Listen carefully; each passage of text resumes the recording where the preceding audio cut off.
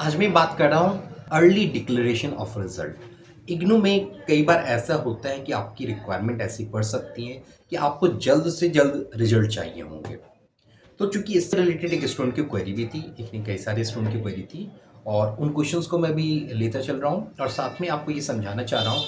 अगर आप अपने रिजल्ट को अर्ली डिक्लेरेशन चाहते हैं, जैसे मान के चलिए आपके 1 या 2 पेपर बचे हुए हैं और आपको लग रहा है कि जैसे जनवरी या मार्च तक रिजल्ट अपडेट होना होता है और आप चाहते हैं कि आपका रिजल्ट थोड़ा पहले आ जाए ताकि कोई एग्ज़ाम की फॉर्मेलिटी हो या कोई जॉब की फॉर्मेलिटी हो, कहीं पे आपको डिग्री सबमिट करना हो, ऐसे केस में वो कंसिडर किया जाता है।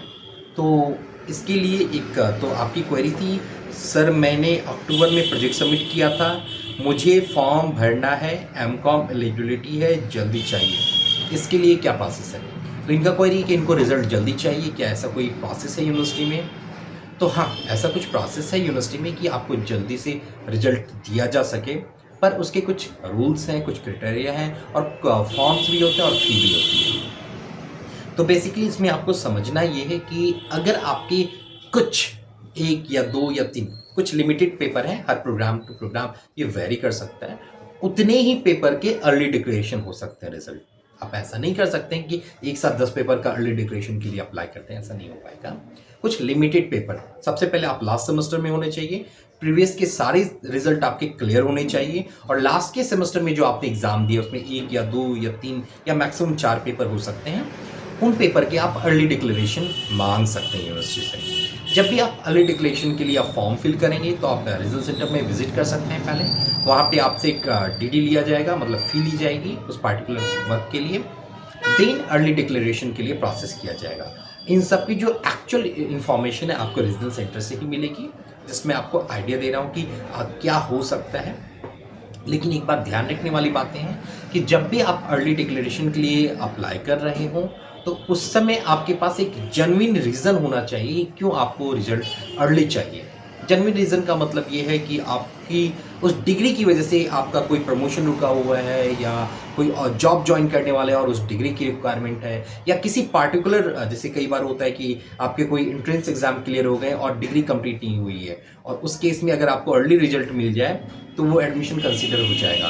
तो अगर ऐसी कोई जेन्युइन रिक्वायरमेंट बन रही है तो यूनिवर्सिटी आपको हेल्प करती है और अर्ली डिक्लेरेशन रिजल्ट आपको प्रोवाइड कराती है।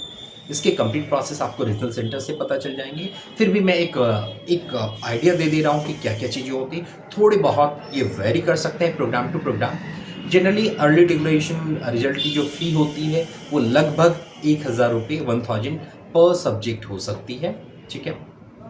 और ये इग्नू की मेन वेबसाइट पे अप्लाई कर सकते हो, वहाँ पे भी सेक्शन हो सकता है। और अगर बाई चांस आपको लिंक ना मिले तो अपने रिजल्ट सेंटर में विजिट कीजिए, वहाँ पे बात कीजिए पहले, फिर वो जितनी की डीडी कह रहे हैं बनाने के लिए वो डीडी बना के आप इग्नू में सबमिट कर सकते हैं अपने रिस्पेक्टिव रिजल्ट सेंटर को। और अर्ली डिक्लेरेशन में आपको एक प्रूफ देने की ज़रूरत पड़ती है कि आखिर अर्ली डिक्लेरेशन क्यों चाहिए आपको, रिजल्ट का क्या वजह है कि आपको रिजल्ट कब पहले चाहिए, मतलब जो एग्ज़ाम आपने दिए उसका रिजल्ट पहले चाहिए।